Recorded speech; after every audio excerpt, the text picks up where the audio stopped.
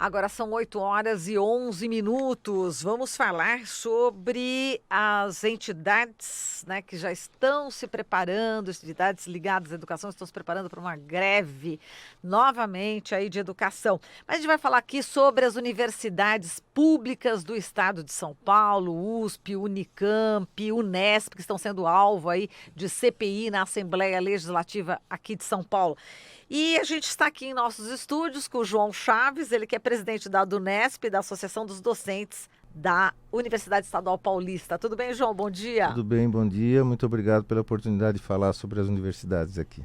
Bom, João, como é que está a CPI, né, das universidades?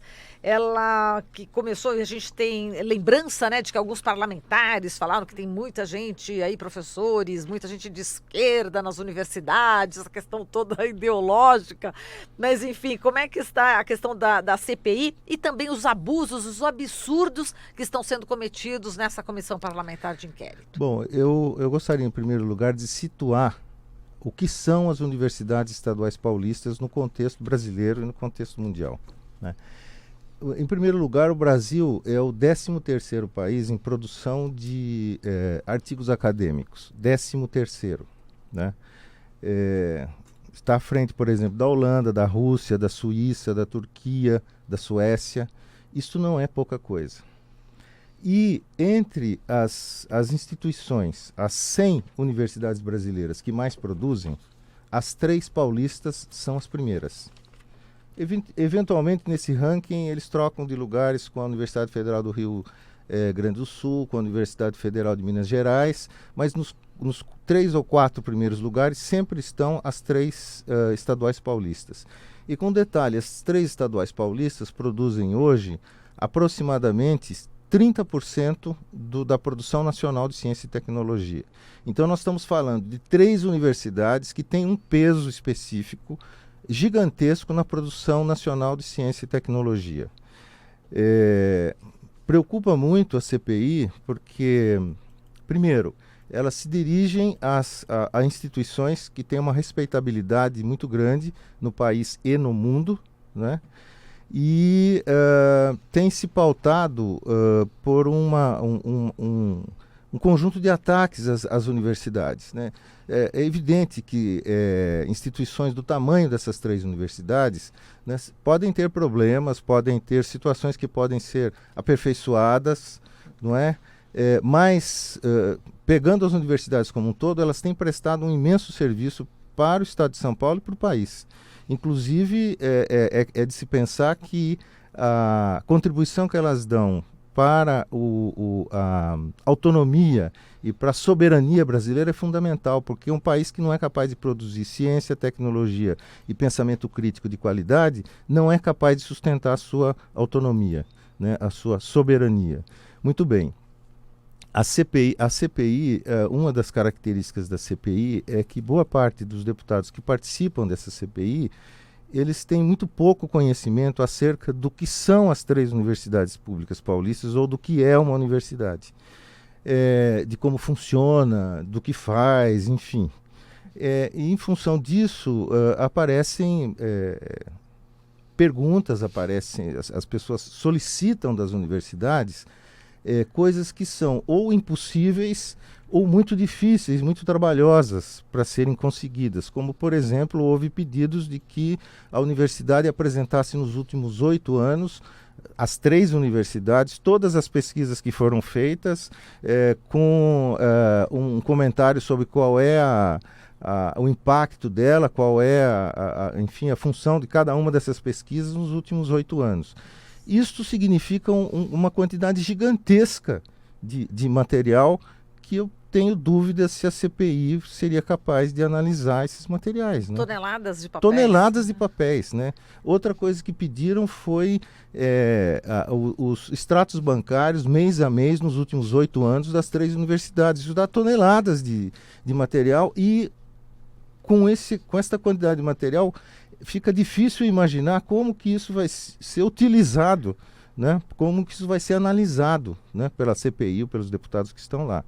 E um outro traço fundamental da CPI, de vários deputados, não de todos, mas de vários deputados que participam da CPI, é um tratamento muitas vezes, para dizer o mínimo, deselegante com as pessoas que vão prestar depoimento na CPI, né? Com os reitores, com os pró-reitores, com, enfim, as pessoas que são que prestam depoimento na CPI. Isso é lamentável, porque muitas vezes foge do que a gente espera que seja um tratamento civilizado, um tratamento adequado, respeitoso com as pessoas, né? Exato. E a gente está vendo aí uma crise, né, das universidades, né, com falta de professores. Em 4 anos, mais de 10% dos professores, enfim, não estão nessas universidades, né? Elas perderam, né? Na verdade, esta crise é uma crise anunciada pelo Fórum das Seis há muito tempo, né? Desde 1995, quando a dotação orçamentária das universidades passou a ser 9,57% da quota parte do Estado do ICMS, as universidades praticamente dobraram de tamanho.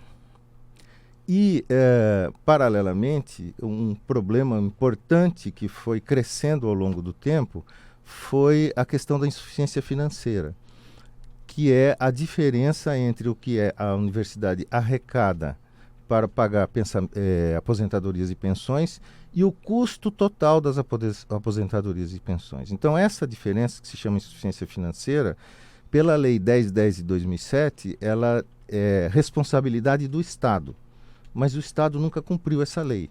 Então, a universidade é que paga. E, para se ter uma ideia, no caso da Unesp, por exemplo, isso representa 1/3 da folha de pagamento da Unesp. Ou seja, é um recurso gigantesco que a Unesp despende num item que não é responsabilidade dela por lei, pela Lei 1010 de 2007. Quer dizer, a situação também da Unesp é a pior das A Unesp é a que está mais fragilizada nesse momento, né? Porque consumiu as suas reservas financeiras em função do subfinanciamento que tem vindo da parte do Estado, né? E com isso está enfrentando enormes dificuldades, né? Para se ter uma ideia, desde 2014 que praticamente não se contrata servidores, docentes e nem técnico-administrativos. E isso nos leva a uma situação de precarização muito grande da universidade, né? E leva à crise atual que emergiu por conta de um processo de redepartamentalização que a reitoria está impondo às unidades universitárias. Quer dizer, tem departamentos que correm o risco aí de desaparecer, já desapareceram? Como é que... Na verdade, o que acontece é que foi aprovado no Conselho de Ensino, Pesquisa e Extensão, por iniciativa da reitoria, uma diretriz que implica que os departamentos que hoje têm menos de 10 docentes têm até dia 15 de outubro para apresentar uma proposta de redepartamentalização. Aliás, corrigindo, não os departamentos, as unidades que têm esses departamentos, né? Ocorre que esses departamentos estão com menos de 10 docentes por conta de que não houve contratação, né? Esmagadora maioria desses departamentos, ao longo do tempo, tem feito solicitações à reitoria de contratação, não só de docentes, mas também de servidores.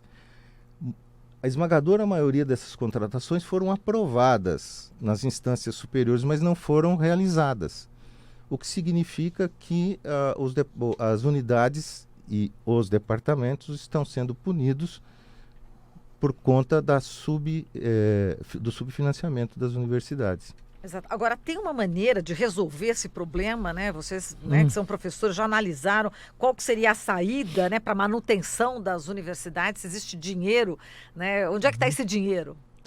Sim, uma pergunta que sempre é feita por alguns deputados, algumas autoridades, governo e tudo mais, quando nós vamos à Assembleia Legislativa, e isso é uma coisa que a gente faz todos os anos, o Fórum das Seis, reivindicar mais recursos para as universidades, de onde vai tirar o dinheiro? Nós vamos tirar o dinheiro da saúde, da educação, da habitação, por exemplo, da segurança pública. Tem uma fonte de recursos que tem sido acumulada ao longo do tempo, que é a renúncia fiscal. A renúncia fiscal do Estado de São Paulo tem sido, em média, pelo menos nos últimos 3 anos, coisas da ordem de 20 bilhões de reais.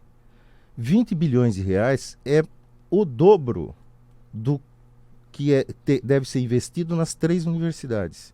Então, desse recurso da renúncia fiscal, é possível trazer recursos para as universidades que trazem um retorno financeiro, econômico para o Estado muito grande. Quer dizer, é dinheiro suficiente para resolver o problema das 3. Né? Dinheiro tem. O problema é que a gente consiga carrear esses recursos para as universidades. O problema é a concepção do Estado de São Paulo, dos últimos governadores do Estado de São Paulo, que tem a respeito da importância das universidades públicas paulistas. Certo. E, bom, a gente sabe desse programa, né, do Ministério da Educação, Futurice, né, que atinge aí as universidades federais. Aqui no estado de São Paulo, como é que está, enfim, implementação de outros programas também? Bem, o que eu sei a respeito é que as universidades federais que estão no estado de São Paulo, a maioria delas tem se posicionado contra o Futurice. E não só do estado de São Paulo, mas do restante do país também, existe uma quantidade significativa de universidades que estão se colocando contrariamente a esse plano, a esse projeto, né? Esse projeto, na verdade, ele faz parte de uma concepção política, de um plano político, né? Que tem uma concepção de universidade que é muito diferente da forma como as universidades brasileiras públicas funcionaram até agora, né?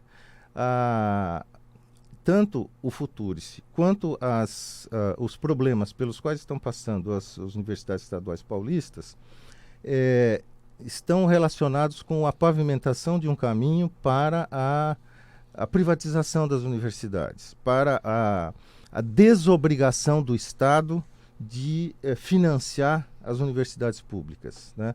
Tanto num plano, no Futurice, quanto nas iniciativas que estão sendo tomadas aqui no estado de São Paulo de asfixia financeira e orçamentária das universidades. E algumas das mudanças que os reitores estão implementando dentro das universidades apontam na mesma direção, né? No caso da Unesp, por exemplo, recentemente foi criado um programa chamado Parceiro Unesp, em que se arrecada doações para a universidade de pessoas físicas e jurídicas, né? E também um fundo patrimonial. Ocorre que em nenhum lugar do mundo, né, as universidades importantes são financiadas pela iniciativa privada. Quer dizer, existem interesses, existem linhas de pesquisa, existem fazeres da universidade que não têm um objetivo imediato de lucro, né? Coisa que é fundamental para a iniciativa privada e para o mercado. Então, universidade e mercado não podem caminhar na mesma direção. Não podem ter a mesma lógica de funcionamento. Porque se tiver a mesma lógica de funcionamento, a universidade deixa de ser o que ela foi até agora, né? Então, há um clima e uma vontade política importante sendo concretizada no país, né, em nível federal e estadual, que caminha na direção de descaracterizar as universidades do tipo de atuação e do tipo de produção que elas tiveram até agora.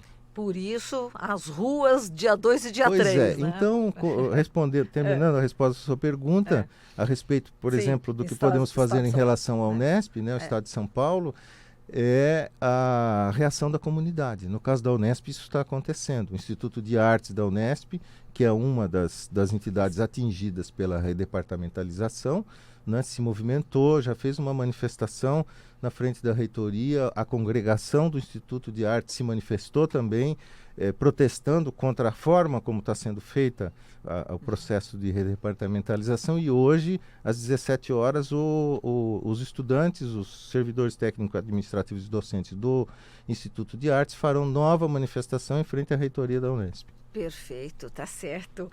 A gente agradece, então, João, a participação sua aqui no jornal. Se você gostaria de acrescentar mais alguma coisa, só para a gente fechar aqui a nossa conversa. Sim, eu gostaria de agradecer a oportunidade de falar sobre as universidades públicas paulistas e sobre a universidade pública em geral, né? Agradecer a possibilidade de que a informação sobre o que está acontecendo com as universidades e a importância que elas têm para o povo paulista seja do conhecimento do povo paulista, para que eles nos ajudem a defender esse imenso patrimônio, que não é só do povo paulista, mas é do povo brasileiro também. Perfeito, João, muito obrigado. Eu Um que abraço. agradeço. Falamos aqui com o João Chaves, presidente da ADUNESP.